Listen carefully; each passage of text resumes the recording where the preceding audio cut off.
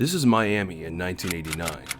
We're following two protagonists, Jacket and Biker, as they're coerced into committing mass murder for a terrorist group, 50 Blessings, via phone calls. They're not alone in the struggle, but are seemingly the only ones trying to figure things out. Sort of.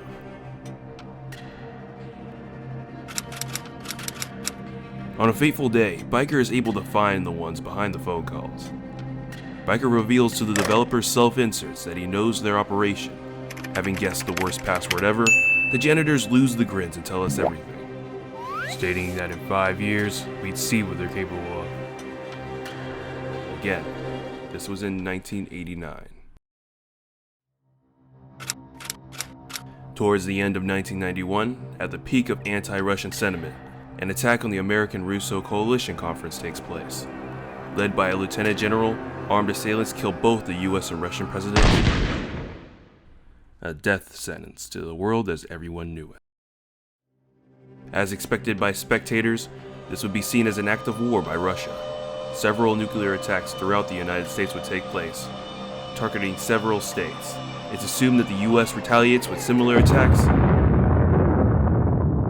effectively ending the world in 1991.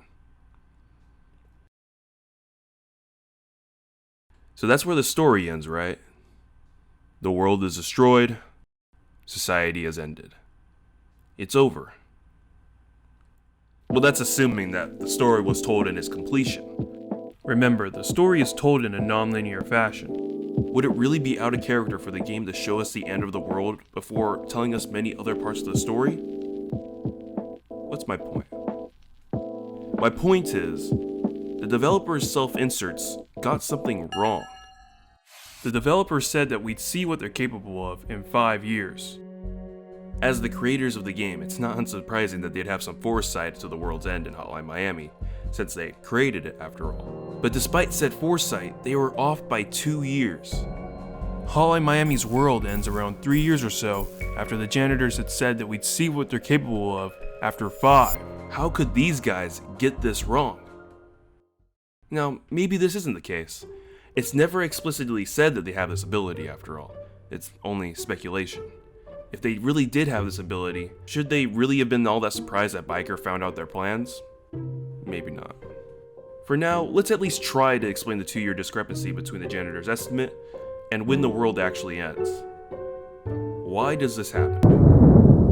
Well, for one, it's possible that Jacket's takedown of the Russian mafia after his miraculous survival of Richter's attack caused an early fulfillment of 50 Blessings' plans. This occurs many days after the date of Biker's interference, so whether or not this interaction takes place, it's possible that at this point the janitors are making an estimate based on how things are currently going.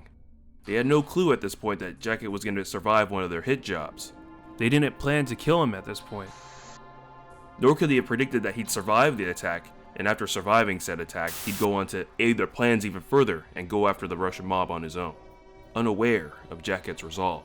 Without someone to care for, and without being distracted by 50 Blessings' relatively menial task, Jacket could dedicate what knowledge he had to go after the mob, taking out the Russian leader and destroying their operation. A pleasant surprise to 50 Blessings, and possibly explaining this discrepancy. But hold on. As reasonable as this sounds, I don't think it's quite correct. In fact, I'll give it to you straight. I found several concerning bits of info in Hotline Miami 2 that seem to suggest that there's more than that going on here. I'll explain, but let me be clear, none of this is confirmed, because it was never meant to be. A note by Dennis tells us that many aspects of the story will be taken to him at Jonathan's grave. This is said in the sense that the story is established, but they're not giving us all the details. They're telling players that it's up to the community to figure out what actually happened here. So while I'm technically admitting that none of what I'm saying is confirmed per se, this has no implication on the degree of how confident I am in these findings. A quick example, Biker's name being Charlie. Not explicitly said by the game or by the creators, but there's enough evidence to suggest that this is the case. Now, no more distractions. So we always felt like we want to tell the whole story, like the complete story. That's why we're saying that this is the final one, because now you will see the whole picture. Almost. It's gonna be vague, so we will not answer all questions, but The events of the game are hard enough to comprehend, so the fact that the game is intentionally made vague just burdens us further in our struggle to understand it. Let's address some of the hard to understand scenes in this game, some of which I've covered in the past videos.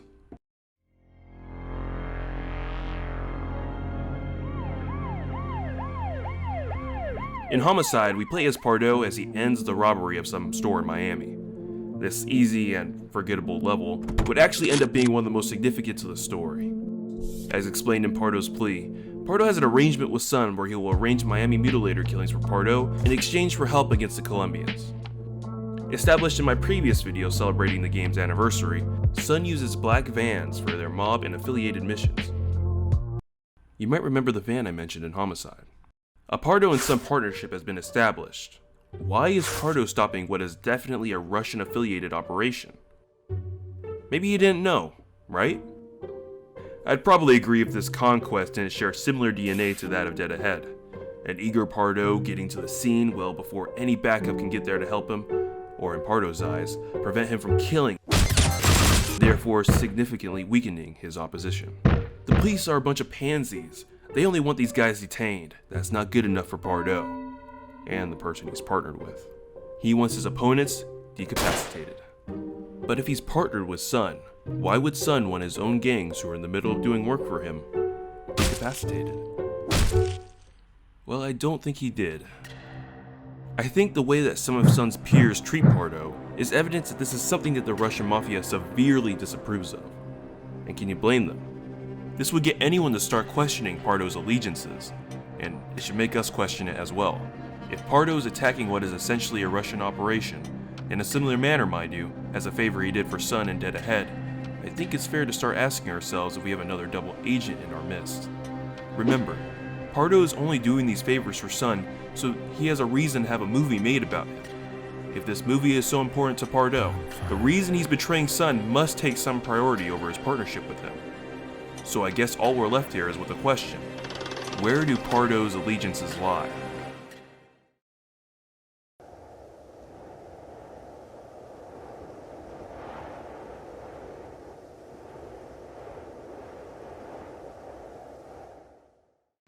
While the fans imitate Jacket, Sun imitates 50 Blessings. Not very well, but good enough to get the attention of the terrorist group.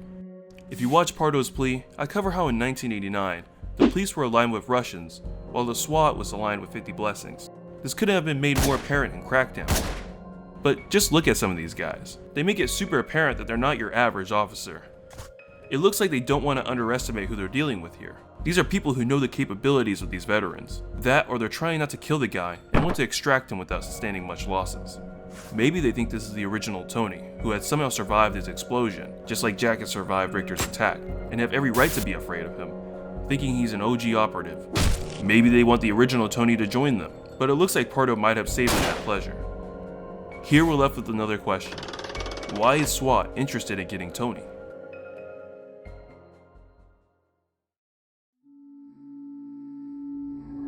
Not many people notice him here, including me at first, but Evan is on the set of Midnight Animal. Now this wouldn't have been too concerning if it weren't for the fact that we see him after the events of Death Wish wearing the same outfit. You might be thinking, well, he could be wearing the outfit at 2 different dates. Not only is that besides the point, it probably isn't true either.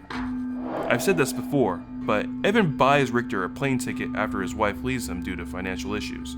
This is not someone who has the money to spare for such an expense. The guy even says he has to find a way to get the money. This situation he's in is likely explained as a favor he's doing for someone else to get the cash for that plane ticket. And who do you think gave him that cash? Again, this is besides the point. This whole situation raises a very concerning question. Why is Midnight Animal being filmed after the events of Death Wish? They released the film well before the fans had died, right? Mark even reads a newspaper about it releasing, right?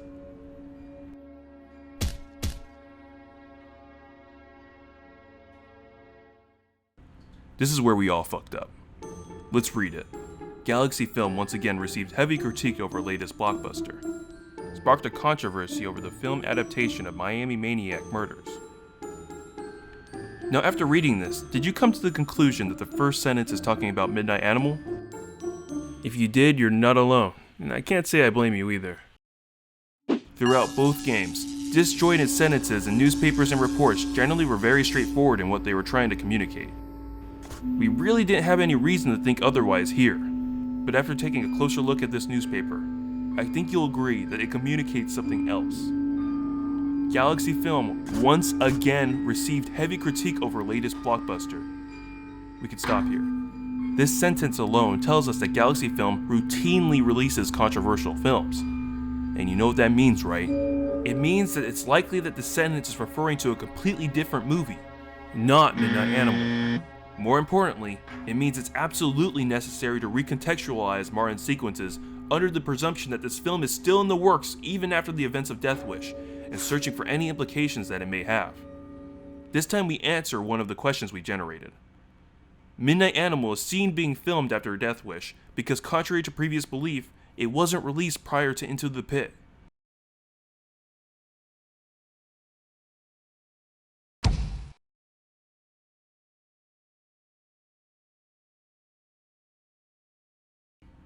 We begin Final Cut watching an interview between Martin and Ellen DeGeneres. You know how it went. He takes off her head, and Richard starts a conversation with him. What Richard says here has always puzzled me, but now it's starting to get concerning. For one, there seems to be a hint of doubt present when Richard speaks about the legitimacy of the film, even saying, that's one way to look at it, when Martin says the whole thing is just a film. This interaction may have been more significant than we all realized. If Richard is doubting something, you better believe that there's something to doubt here.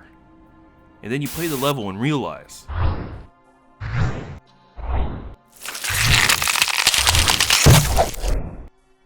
Here's what happened here. Martin is shot and the trauma to his head knocks him out and he starts dreaming. He realizes he's in a dream shortly after it starts, but only remembers some of what he has done. As the remaining rounds are fired at him, he has a conversation with Richard. Richard knows the twist ending because it's already happened. His dream ends when the last round makes it to his head. This is cool and all, but why is he actually killing the SWAT officer?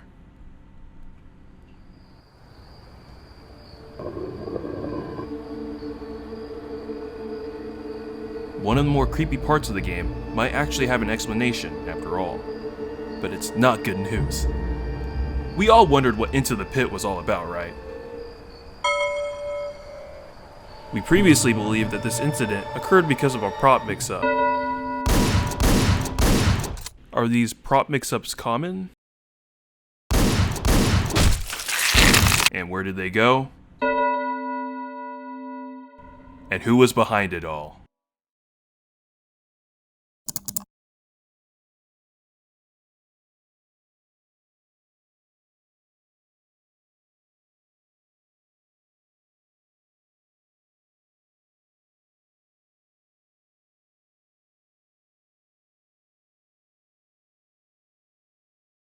Pardo wants a movie made about his heroics during his time in the Miami Police Department.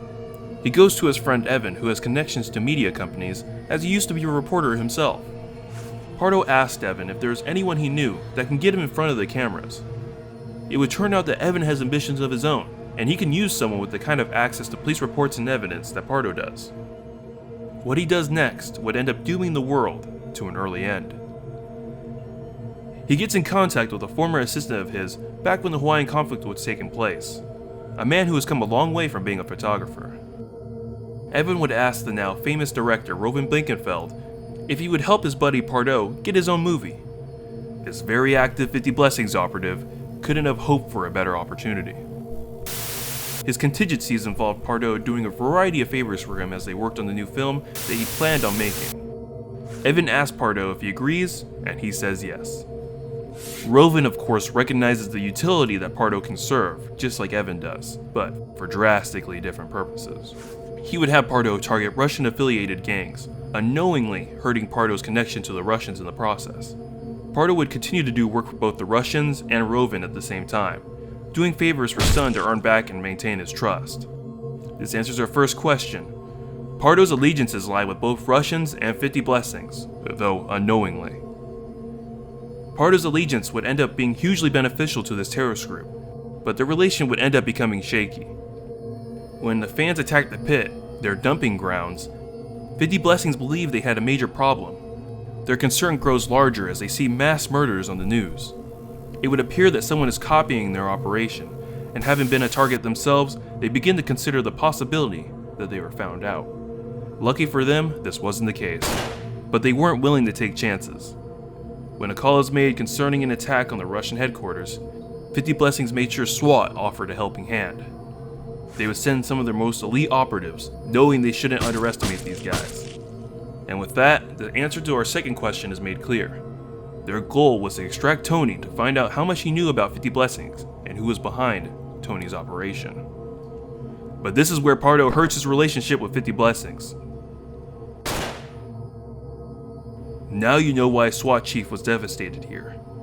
He would return to 50 Blessing leaders empty-handed, and unexpectedly, they told him it's okay. You can make it up to us by starring in this movie we're making. He agreed. When confronted by Martin, he is knocked down and is brutally murdered by Martin. This happened because he failed to extract Tony. Martin would make sure he isn't alone in that fate, however. Pardo's connection to the police force would grant Rovin with a unique opportunity. He has Pardo offer his fellow officers roles in the movie, telling Pardo he wants his movie to be convincing. Pardo thought he was offering his co-workers a job. That's one way of looking at it. As Martin plays his role, he would end up taking out one officer after another. Pardo eventually realizes his mistake. He assumed Rovin wants to take him out as well, so he barricades himself, waiting for 50 Blessings to come after him. But here's the thing he doesn't understand. Rovin already got what he wanted. The meeting between the US and Russian presidents approaches. The Russians, gone. The mass vigilantes, defunct. SWAT, infiltrated. The Miami Police Department, severely handicapped. With police significantly understaffed, their star player scared off, and SWAT in their pockets, 50 Blessings has nobody standing in their way of an attack that would have otherwise had to wait another 2 years. The colonel takes out the Russian president and then takes aim for the US president. He declares he and his organization the new head of the United States of America. The Russian government doesn't take too kindly to how the colonel treated their leader, and prepare to respond. They send several nuclear warheads at the United States. The United States sends several warheads at Russia. Each side's allies send theirs. Ending the world, and ending the Hotline Miami series.